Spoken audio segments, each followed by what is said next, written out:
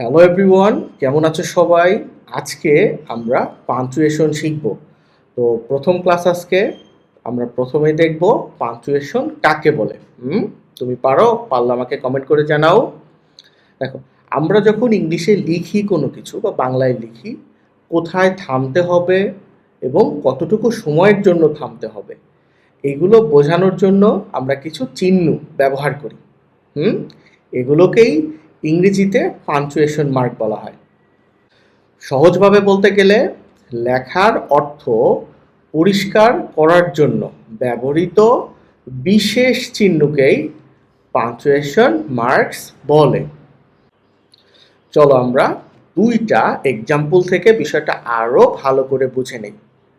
Let's eat সবুজ, চলো খাই সবুজ। চলো খাই বলার পর তুমি থামছো, এরপরে বলছো সবুজ।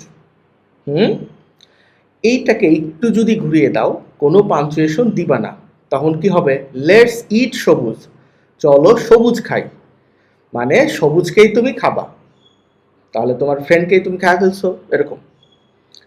তো একটা কমা অনেক জায়গায় তোমার অর্থ পরিবর্তন করে দিছে। আমরা কিছু পাঞ্চুয়েশন মার্কস শিখব যেটা ক্লাস 4, 5 এবং 6 এর জন্য প্রযোজ্য। ঠিক আছে, বড় ক্লাসে আরও বেশি কিছু জানতে হয়, তবে এগুলোই বেসিক। এই যে আজকে 10টা শিখাবো, এটাই তোমার জানলে মোটামুটি তোমার লাইফ টাইম চলে যাবে। তো প্রথমটা হচ্ছে ফুল স্টপ। ফুল স্টপ এটা সেন্টেন্স বা স্টেটমেন্ট, মানে তুমি কোনো কিছু বললে তোমার বলা শেষ, তখন শেষে ফুল স্টপ দিয়ে দিবা। আর বাংলায় কি দিতা? দাড়ি ব্যবহার করতাম। এটাকে বলা হয় কমা।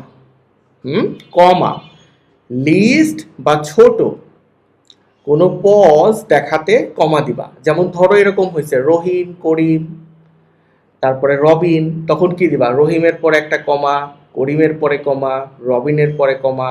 হুম অথবা তুমি কোনো একটা বাক্য বলতেছো, তোমার দরকার এখানে একটু সময়ের জন্য থামবা, তখন কমা দিবা। বিস্তারিত আমরা সামনে শিখবো, আজকে জাস্ট এগুলো বুঝে মুখস্থ করে যাও। এটা হলো কোশ্চেন মার্ক, মানে প্রশ্ন করার শেষে এই কোশ্চেন মার্ক দিতে হয়। তুমি জাস্ট নামটা মুখস্থ করো আর চিহ্নটা মুখস্থ করো। এইটা হলো এক্সক্লেমেশন। কি? এক্সক্লেমেশন চিহ্ন। এটা তোমার স্ট্রং কোনো ইমোশন বা ফিলিং প্রকাশ করতে ব্যবহার করো। এটা কি বলে? অ্যাপোস্ট্রফি। অ্যাপোস্ট্রফি শর্ট ফর্ম দেখাতে কোনো কিছু। যেমন ধরো উইলের শর্ট ফর্ম কি? ওন্ট। উইল নটের, সরি, WONT। এটা দিয়ে কি বোঝায়? Will not. এই উইল নটের short form won't. Short form দেখানোর জন্য আমরা অ্যাপোস্ট্রফি ব্যবহার করি। আবার তোমার ধরো এই মার্কের শেষে একটা এস দিবা, এজন্য অ্যাপোস্ট্রফি ব্যবহার করি।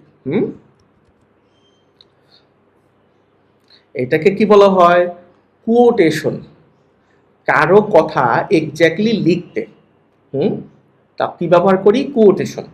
ধরো তোমার বন্ধু তোমাকে স্কুলে বলছে যে চলো আমরা এখন থেকে বেশি করে পড়াশোনা করি। তোমার আম্মু যদি জিজ্ঞেস করে, তখন তুমি তাকে কি বললা? যে আমার বন্ধু বলছে যে, বলে এই কোটেশন মার্কের মধ্যে ওর এক্স্যাক্ট কথাটা দিয়ে দিতে হয়। এটা হলে কোলন চিহ্ন। কোলন লিস্ট বা এক্সপ্লেনেশন শুরু করতে যে পাঞ্চুয়েশন মার্কস, এখানে কোলন দেওয়া যায়।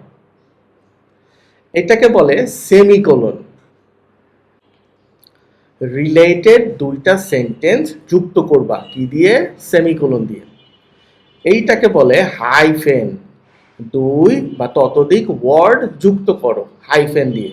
আমরা উদাহরণগুলো পরের ক্লাসে শিখবো, আজকে জাস্ট তুমি এগুলোর নাম কি আর কি করে মুখস্থ করে যাও। এটাকে বলে ব্রাকেট বা প্যারেনথেসিস, যদিও এটা তোমার তেমন একটা প্রয়োজন নাই। তারপরও জেনে রাখো, এটা এক্সট্রা কোনো ইনফরমেশন দিতে। ধরো এখানে আমি বলে দিলাম যে পাঞ্চুয়েশন মার্কের এখানে 6 থেকে 10 পর্যন্ত পড়ানো হবে, এক্সট্রা ইনফরমেশন বা তথ্য তোমার দেওয়া যেতে পারে। তো এটা এখানে না দিয়ে এটা মূলত তোমার এইখানে দেওয়া যেতে পারে। আগে থেকে এটা ছিল, তো এই জন্য এটা আমি দিয়ে দিছি। ওকে, তারপরে তুমি এখানে কোলন দিতে পারো। তো ক্লাসটা তোমার কেমন লাগছে অবশ্যই আমাকে লিখে জানাবা। ভালো থেকো তোমরা সবাই।